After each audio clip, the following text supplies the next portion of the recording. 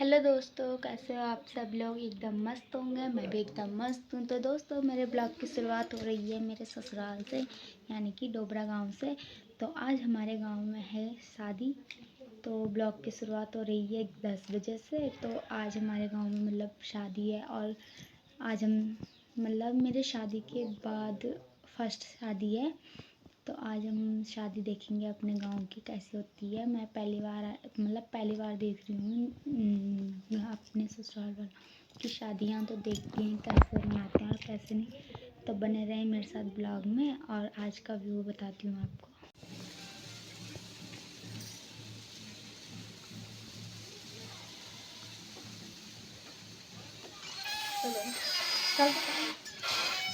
तो फाइनली दोस्तों, मैं तैयार भी हो चुकी हूँ और अब जाते हैं शादी में।